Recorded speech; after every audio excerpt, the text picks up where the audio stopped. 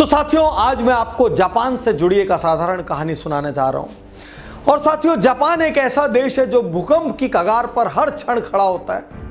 उसके बावजूद तरक्की के शिखर पर भी हर क्षण खड़ा होता है। जिसने कुछ नहीं होते हुए भी सब कुछ खड़ा किया, वो देश है जापान।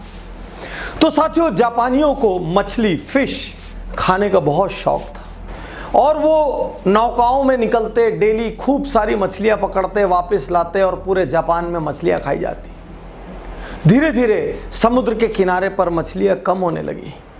जापानी और आगे तक जाने लगे पानी में, फिर मछलियां पकड़ पकड़ के लाने लगे। फिर वहां तक भी मछलियां कम हो गई, वो और आगे जाने लगे। उन्होंने नौकाओं की साइज बड़ी कर ली और बड़ी कर ली और बड़ी कर ली। अब वो लंबी दूरी तक जाने लगे, लेकिन धीरे धीरे वहाँ भी मछलियाँ ख़त्म होने लगी और बहुत दूर से जो मछली पकड़ पकड़ के लाते थे, आते आते तक उनका स्वाद खराब हो जाता था और उनके जो ग्राहक थे वो उन मछलियों को लाइक नहीं करते थे। तो जापानियों ने बड़ा R&D किया, बड़ा दिमाग लगा के मशक्क़त करके एक आइडिया निकाला और उन्होंने अपनी नौकाओं में बड़े बड़े फ्रीज़र लगवा दिए। अब वो मछली पकड़ते और उनको फ्रीजर्स में भर देते और फ्रीजर में मछली लेकर आ जाते। कुछ दिन तक तो ठीक चला, लेकिन बिजनेस वापस डाउन हो गया, क्योंकि कस्टमर्स को फ्रिज में रखी गई इतने इतने घंटों तक की मछलियां टेस्ट में अच्छी नहीं लगती थी। जापानी फिर परेशान, फिर उन्होंने रिसर्च की, फिर R&D, मशक्कत, सब कुछ किया। अब की बार उनको आइडिया आया, क्यों ना मछली घर बना दें और उसमें समुद्र जैसा ही पानी रखें और मछलियाँ उसी में रखें, तो मछलियाँ बिल्कुल ताज़ी हालत में आएगी। और उन्होंने बड़ी बड़ी नौकाओं में बड़े बड़े मछली घर लगवा दिए और उसी समुद्री पानी में मछलियों को रखने लगे। लेकिन साथियों, इससे थोड़ा सा तो सुधार हुआ, लेकिन फिर भी बहुत सारी मछलियाँ निढाल, मुर्दा और बेजान पड़ी रहती थी। एक समय ऐसा आया, जापानी मछली उद्योग पर संकट के बादल छा गए, लेकिन उन्होंने हिम्मत नहीं हारी। जैसे पहले 2 बार चुनौतियों का मुकाबला किया, वैसे ही इस बार उन्होंने फिर से इस चुनौती का एक हल निकाला।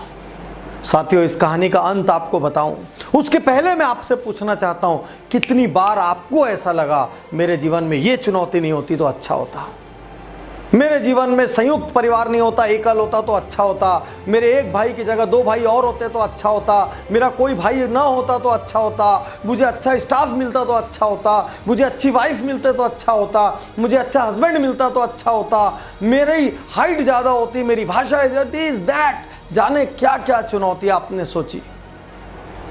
लेकिन एक बार इस कहानी का अंतिम हिस्सा सुन लीजिए। जितने भी लोग चुनौतियों से भागते हैं, एक बार इस कहानी का अंतिम हिस्सा सुन लीजिए। जब मछली घर लगवाने के बाद भी मछलियां बेजान और मुर्दा आने लगी, तो एक दिन उन लोगों ने रिसर्च करके दिमाग लगाया और दिमाग लगाने से उनको ये पता चला कि समुद्र में मछलियां लगातार अपनी जान बचाने के लिए इधर उधर से भागती रहती है। बड़ी मछली छोटी मछली को खाती है, छोटी मछली जान बचाती है और इस आपाधापी में, इस भागम भाग में उनके शरीर के अंदर ताजगी, फ्रेशनेस, हार्मोनल बैलेंस बना रहता है। और उस दिन जापानी उद्योग ने क्रांतिकारी निर्णय लिया। उन्होंने मछली घर तो रखे, लेकिन अब उस मछली घरों में बड़ी मछलियां और शार्क डालना शुरू कर दिया।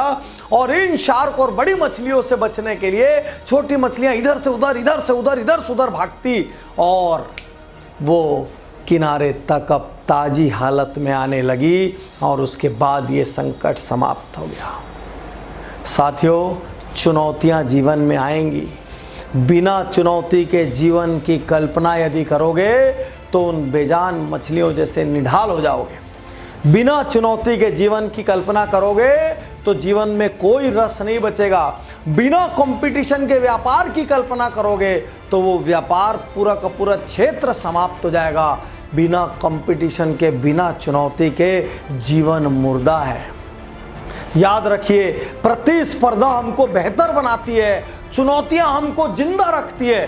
इसलिए साथियों, जिस तरीके से उन शार्क्स की वजह से, उन बड़ी मछलियों की वजह से वो छोटी मछलियां जिंदा थी, उसी वजह से, कंपटीशन की वजह से और चुनौती की वजह से आप जिंदा हैं। इसलिए चुनौतियों का स्वागत कीजिए, चुनौतियों को गले लगाइए, चुनौतियों से हारिए मत, चुनौतियों से घबराइए मत, उल्टा मेन चुनौतियों के बीच जाकर बैठिए।